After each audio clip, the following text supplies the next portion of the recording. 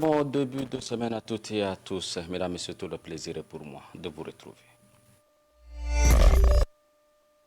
Rendons-nous au début de cette édition à Abéché, chef-lieu de la province du Ouaddaï, où l'accès à l'eau potable demeure un véritable parcours du combattant pour la population de cette ville. Malgré les efforts du gouvernement et ses partenaires, les Abéchois, les habitants de cette ville, donc, continuent de faire face aux difficultés d'approvisionnement en eau potable. Mistangar Victor et Bogdaï Steve séjournent dans cette ville. Voici leur reportage. À Abéché, la survie de la population est caractérisée par une quête permanente d'accès à l'eau potable. Particulier aux sources générées par la société tchadienne d'eau, est souvent liée aux revenus des ménages et à leur localisation géographique dans la ville. Malgré l'existence de forages et de quelques châteaux d'eau, la demande dépasse largement l'offre. Le réseau de la STE peine à couvrir toute la ville. Conséquence, la population de nombreux quartiers n'étanche pas régulièrement leur soif. Les différentes sources d'eau qui alimentent la population sont problématiques. Dans le 5e arrondissement, non loin du palais royal de la ville d'Abéché par exemple, il a été construit depuis 2011 un puits qui dessert quelques quartiers de la ville. Mais les conditions dans lesquelles cette eau est conservée et distribuée pour la consommation laissent à désirer. أبشر مشكلة عقب في الخريف ده شيء كده أنا حلا لكن المشكلة أننا نعاني فوق الصيف ده الفوز ب 400 ريال تمرق تفتش بين كل ما تلقاه المي ده حسب كارتيه في كارتيه وادين دولا يجي المي أنا شاتو ده المي أصل قاعد يشربه لكن كارتيه وادين دولا قاعد يجيبوا المي شيء مر قاعد يربطوا لهم مرة بس قاعد يجيبوا لهم المي الأصل لكن كارتيه وادين دولا المي مر بس قاعد يشربوا. Face à cette pénurie, certaines familles se tournent vers des puits traditionnels ou des mares temporaires. Des sources d'eau souvent insalubres exposent les consommateurs à des maladies hydriques comme la diarrhée et le choléra qui d'ailleurs sévit dans cette province annoncée il y a peu par le ministère de la Santé publique et de prévention. Du côté des opérateurs économiques de la province, la rareté de l'eau impacte sur leurs activités. C'est le cas de ce gérant d'un hôtel de la place qui déplore cette situation. L'eau est un élément vital. Les clients qui viennent, le client a besoin de se laver, de laver certaines choses. On a besoin de l'eau pour alimenter les chambres, les douches internes. Sans l'eau, ça dégage. Il faut absolument de l'eau. Et maintenant, pour avoir accès à l'eau, c'est pas facile. On est obligé de faire le réserve dans les cubes avant d'alimenter au moins 2 à 3 jours avant que l'eau coule. Généralement, dans certains foyers, l'eau ne coule pas pratiquement. Deux fois dans une semaine, ils laissent l'eau couler 1 à 2 fois. Pendant la saison sèche, on ne parle plus. Au Darwadaï, l'eau reste encore un trésor rare. Entre les efforts du gouvernement et les attentes de la population, la soif continue de dicter le rythme de vie aux Abéchois. La couverture en eau est principalement assurée à 40% par les puits, à 31% par la société tchadienne d'eau via les bornes fontaines et à seulement 19% par le réseau domestique de la STE. Les forages, les cours d'eau et les eaux de pluie complètent respectivement le tableau des sources d'approvisionnement à 3,7%, à 1,2% et à 1,1%. Merci Mistangar Victor Bogdaï Steve et très bon séjour à vous à Abéché au Darwadaï. L'informatique, véritable pilier de la modernité, a bouleversé la société. Grâce à l'Internet, l'informatique donc a transformé la communication en facilitant des échanges rapides, fluides, mais derrière cet essor se cache une distinction majeure, celle entre les informaticiens formés dans un cadre académique et les amateurs autodidactes. Le reportage de Raïssa Élysée avec le récit de Diana Nebitimbaï. Au cœur de la révolution numérique, l'informatique s'impose comme un outil incontournable dans tous les secteurs de la vie sociale, économique et professionnelle.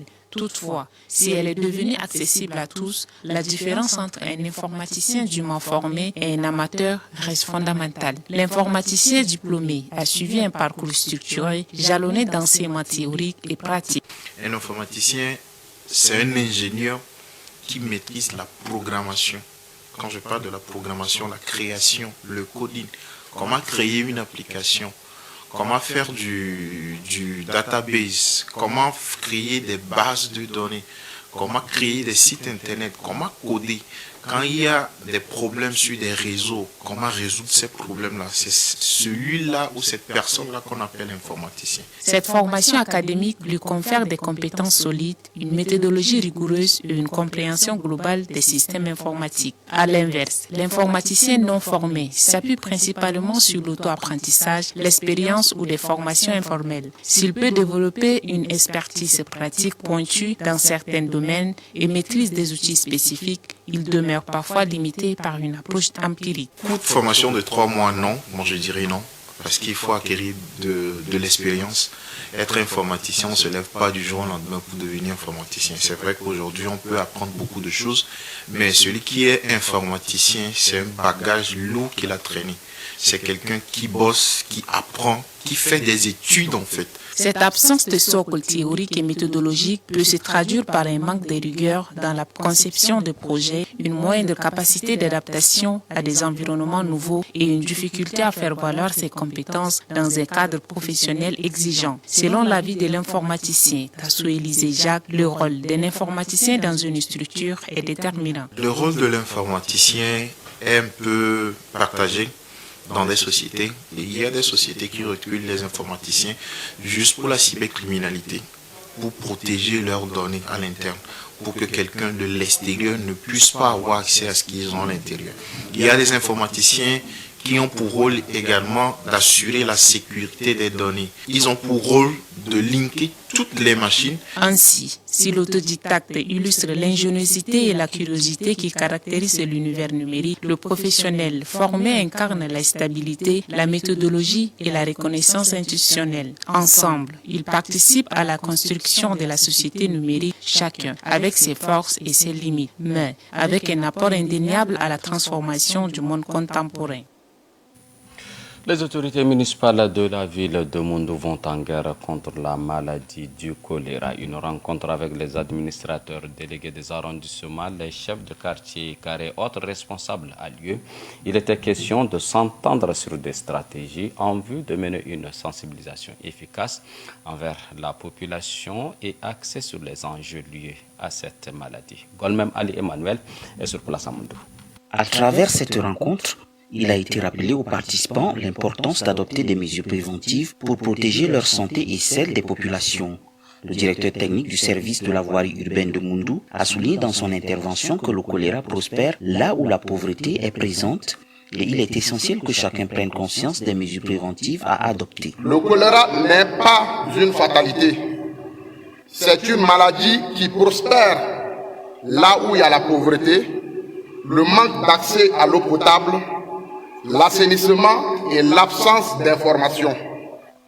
Il est la preuve que la santé n'est pas une question de soins médicaux, mais aussi de dignité et de justice sociale. Cette réunion permettra de réfléchir sur la mobilisation générale de la province du Logone occidental et les travaux permettront de mettre en place des stratégies de lutte contre le choléra.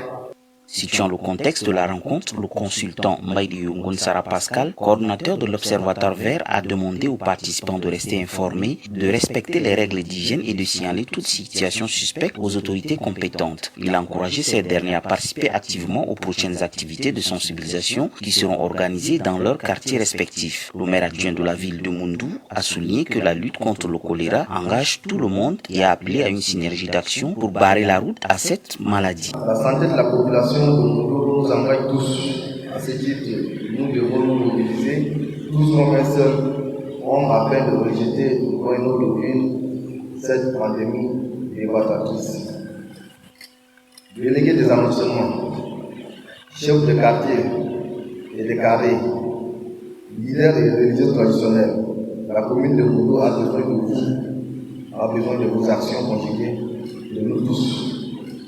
Nous avons besoin de vos soutiens sous toute forme pour atteindre notre vision qui sans nul doute contribuera à stabiliser la santé de la population. Les autorités communales ont souligné l'importance de la participation de chaque leader pour garantir une communication efficace et pour mobiliser la communauté autour des bonnes pratiques sanitaires. L'on note dans cette rencontre la présence du délégué sanitaire du Logone occidental et du médecin chef de district sanitaire de Mundou. La gestion des déchets de tout genre par les citoyens et les ménages joue un rôle fondamental dans la protection et la préservation de l'environnement. Chaque individu, sinon chaque citoyen, à travers ses habitudes quotidiennes, contribue d'une façon ou d'une autre à la gestion des déchets solides, liquides ou fluviales. Le constat de Mbaye Nadji Nicolas. La gestion des déchets dans la cité capitale est préoccupante. N'Djamena vit avec des tonnes de déchets qui impactent négativement sur la santé humaine et environnementale. Nonobstant des efforts inlassables des autorités dans le domaine de la sensibilisation, des initiatives à l'exemple de Samedi Citoyen, le phénomène persiste. Dans certains quartiers, on observe une réelle prise de conscience. Les ménages tirent et compostent leurs déchets organiques et limitent leur usage de plastique. L'émergence de comportements irresponsables comme l'achat en vrac ou la réutilisation des emballages témoignent de cette évolution positive. Dans plusieurs quartiers, notamment le 7e arrondissement, les rues et devantures sont envahies par des déchets plastiques non biodégradables, boucheurs de caniveaux et vecteurs de maladies. On observe dans les quartiers périphériques des terrains vagues, canaux, marigots ou bassins servent souvent de dépotoirs improvisés. Les ordures joignent les rues et marchés, sont brûlés ou versés dans la nature, impactant l'hygiène publique. Stagnation d'eau usée, déchets en décomposition causent la propagation de maladies comme paludisme, choléra, typhoïde et la pollution des eaux souterraines. N'Djamena figure parmi les villes les plus polluées au monde. Cette pollution dégrade la santé respiratoire, provoquant pneumonie chez les enfants ou aggravant des cas d'asthme. L'incinération sans contrôle des déchets contribue significativement à cette pollution. Des ONG et collectifs des associations s'activent pour le développement, organisent des campagnes de nettoyage, sensibilisent les habitants et échangent autour de la propriété. L'absence de réflexes autour du tri ou d'une gestion correcte est renforcée par des taux élevés d'analphabétisme et des résistances au changement. Les efforts publics sont sporadiques et peu coordonnés, malgré les engagements. Le manque de suivi et de responsabilisation entrave le progrès. Les enfants récupérateurs de bouteilles dans les poubelles sont exposés aux dangers sanitaires. Il faut une prise de conscience de la population dans le domaine de la salubrité publique. Rendre la ville propre et habitable n'est pas seulement l'affaire des autorités. L'incivisme caractérisé contribue à l'insalubrité dans la ville. La gestion des déchets en N'Djamena reste un enjeu majeur pour la santé publique, l'environnement et la qualité de vie des habitants. Bien que des initiatives existent, qu'elles soient citoyennes, associatives, municipales ou internationales, elles demeurent sectorielles. Ce que la capitale tchadienne entend désormais, c'est une stratégie cohérente, ambitieuse et durable, alliant infrastructures adaptées, sensibilisation sociale, mécanismes de suivi rigoureux et partenariat public-privé et citoyen. Nadji Nicolas, à l'instant, merci. Les voies bitumées ici en N'Djamena cité capitale sont de plus en plus envahies par le sable, ce qui constitue un véritable danger pour les conducteurs et les piétons, bref, pour les usagers de la route. Cette situation est particulièrement préoccupante, surtout pendant cette saison de pluie, lorsque le goudron ensablé devient très glissant et augmente donc le risque d'accident de circulation. Chanel à la reportage. Les accidents de la route sont fréquents en N'Djamena et certains sont mortels. Les motocyclistes et les piétons sont particulièrement vulnérables. La plupart des routes en N'Djamena est envahie par le sable. Le cas de l'avenue Jacques Nadingar dans le 7e arrondissement est parlant. Pour rappel, c'est l'unique avenue qui dessert plusieurs arrondissements, surtout en saison pluvieuse. On y observe une petite monticule de sable occasionnant des accidents de la circulation, surtout les après-midi. En dépit de l'état de dégradation avancé de l'asphalte et en raison du manque d'entretien, le sable occupe une grande partie de la chaussée, obligeant les usagers à se partager l'espace non ensablé, sans oublier également les nids de poules et les crévassés sur les routes qui entravent entrave la fluidité de la circulation, les voies de communication dans les zones urbaines ou interurbaines demandent un entretien particulier car entretenir les routes, c'est contribuer au développement d'un pays.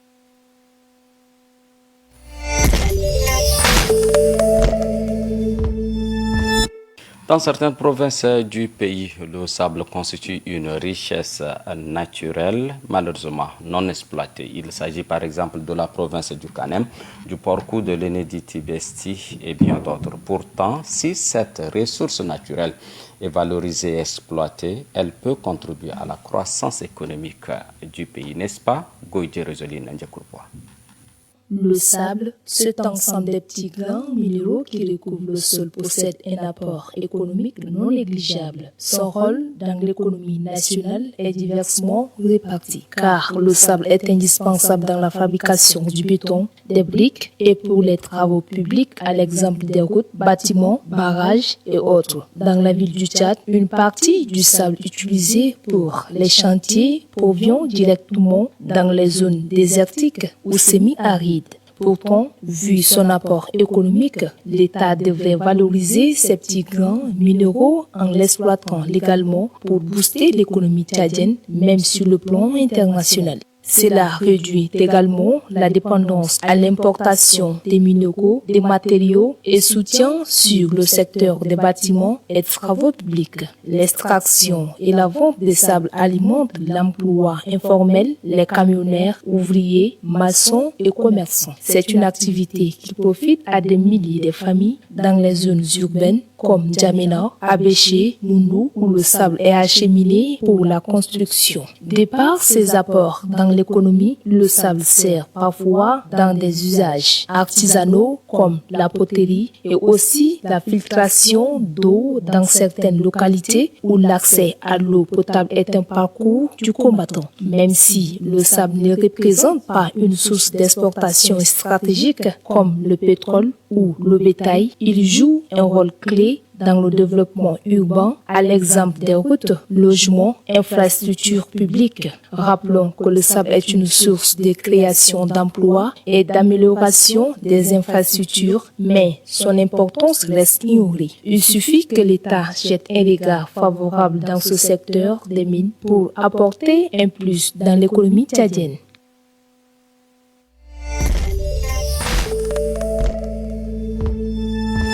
Puis au bas de cette édition d'information, parlons éducation dans le cadre de la mise en œuvre du projet Améliorer l'apprentissage des jeunes. Quelques enseignants du collège de la province du Logone oriental bénéficient d'une session de formation, une formation axée sur les matières supplémentaires à enseigner et la didactique. La formation se tient du 19 au 29 août prochain à Doba, dont nous avons notre correspondante Fierté Ouattara. Venus des différents collèges cibles du projet à la page de la province du Logone oriental, ils sont 26 enseignants et 4 surveillants sélectionnés pour cette formation complémentaire dans les matières supplémentaires à enseigner et la didactique. Entre la préparation de la leçon, l'élaboration de la fiche pédagogique, la planification annuelle du programme réactualisé, la progression fonction didactique d'un enseignant, évaluation des apprentissages et autres thèmes, le choix des thèmes résulte d'un constat fait sur le terrain selon les inspecteurs de pôle. Certains collègues ne se concentrent pas bien dans la préparation du cours qu'ils doivent dispenser aux enfants dans les classes et c'est dans ce sens que nous voulons leur jeter les bases des conditions et critères d'une bonne préparation, de l'élaboration d'une fiche pédagogique qui puisse leur permettre de guider. Les fonctions didactiques exigent à ce que l'enseignant assimile normalement d'abord son cours, il doit s'assurer des prérequis et il doit également formuler des objectifs et respecter ces objectifs. Pour ne pas perdre de vue l'aspect inclusif, comme le veut l'objectif des organisateurs et partenaires, l'un des formateurs, Béral Théodore, précédemment formé sur cet aspect, intervient de temps en temps pour rappeler l'importance de l'inclusion des enfants en situation d'handicap par rapport à chaque leçon. Dans le cas d'un enfant qui a une déficience physique, Il faut d'abord aménager l'espace pour lui, pour que l'accès en classe même, il faut qu'il ait l'accès rapidement. Et comment l'amener? Certaines matières qui demandent qu'il bouge, c'est l'enseignant là, qui doit être le soutien pour lui permettre de soit écrire au tableau et des choses comme ça. Après 5 jours d'intenses travaux, les appréciations des participants diffèrent. L'intégration des techniques de l'inclusion scolaire pour la prise en charge des élèves en situation de handicap et également les filles. Planification pédagogique des fichiers de progression. Auparavant, je n'ai pas cette connaissance sur la progression pédagogique. C'est l'élaboration de la fiche pédagogique, parce que c'est vraiment un truc un peu nouveau pour nous, certains. Au programme des jours restants, la pédagogie différenciée et motivation des élèves, le rôle des surveillants, comportements instrumentaux et relationnels, micro-enseignement, déontologie et morale professionnelle, processus d'enseignement de la lecture, la grammaire et l'approche pédagogique pour l'appropriation des sciences.